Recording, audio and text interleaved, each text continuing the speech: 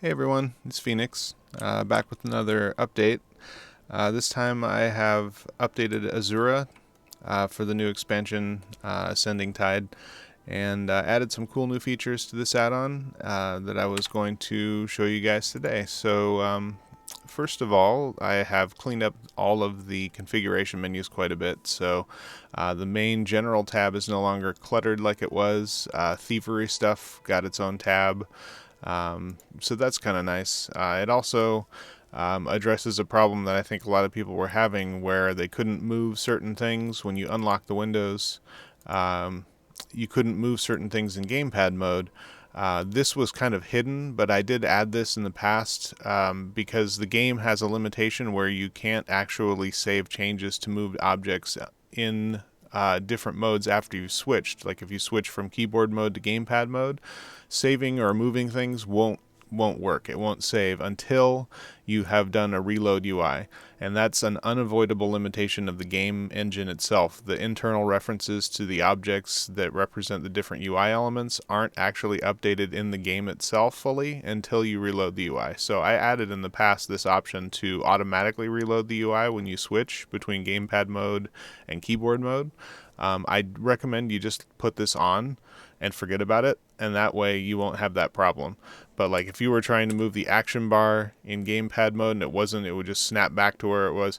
That's because you haven't reloaded the UI, and it will do that until you reload the UI. So if people are having problems moving things, that would be the first thing to try.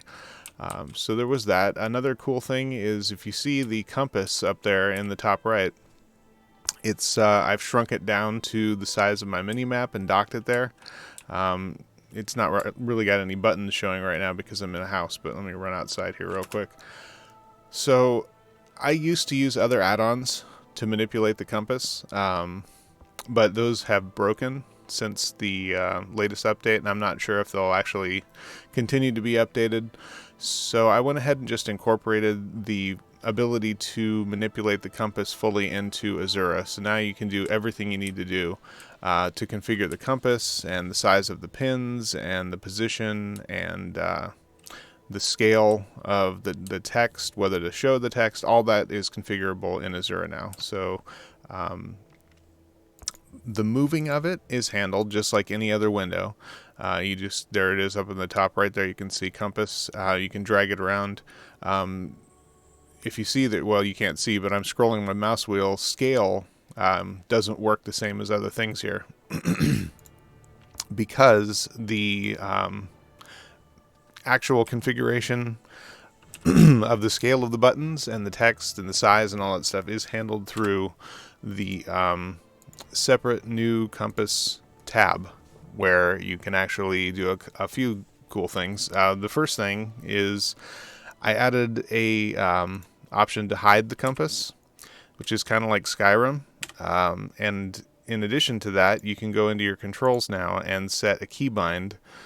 So you can actually just keybind to show and hide the compass. However you've configured it, you can show it, hide it anytime you want, which is kind of neat. It's sort of similar to how you can do with add-ons in Skyrim. So there's that. And then, so the compass scale, this is the size of all your pins and markers and in your quest marker and all that stuff, like that house icon right there. So you can actually set that scale to be appropriate to the size of the compass that you've configured. And then you can set the label scale separately. This is the text for the thing you're pointing at. So like here where it says Sleek Creek, here if I point at my quest marker, talk to hooded figure, that text, you can size that separately from the pins. So this is for the pins and stuff, the markers pins, and this is for the text. You can set the width and the height of the compass. It tells you what the game's default is, so you can set it back to 800 here and 39 here if you want, but that allows you to fine-tune the the visual size of the compass. So instead of having a big long bar at the top, you can do like I did and make a teeny little bar under your mini map. However you want to do it, that's available here. You can set the opacity, so you can make it semi-transparent, semi-opaque if you want. You can hide the background bar If you just want to see floating icons, you can hide the text completely if you don't want to see anything except directions and icons. So tons of options to configure the compass added in this version, which is really neat. And no longer any additional add-ons required. It also has the built-in fix that I had made previously, where if you Alt-Tab and tab back in, the compass doesn't snap back to its original position and resize itself.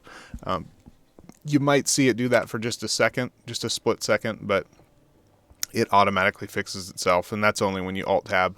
So a lot of cool fixes there. There was a few other things mostly related to Gamepad mode. I fixed a bug where it was when you were in Gamepad mode, it was not actually always hiding the keybind text if you had this set. If you hit something like if you had a gamepad that has the touchpad, or if you hit a key on the keyboard and then you hit a button on the, if you switched between keyboard input and gamepad input, it would pop up the corresponding key binding or button binding underneath the buttons, even if you had this on, and switch back and forth. So that now will not happen. If you've got this set, you won't see binding buttons in keyboard or gamepad mode ever. There was Ultimate was also had that problem, so I fixed that too. And there was a few other things. When you unlocked, if you hit the snap to grid toggle, it wasn't updating the text. The bag watcher and experience bar weren't showing the overlay text in gamepad mode. I fixed that. Talked about fixing the keybind there.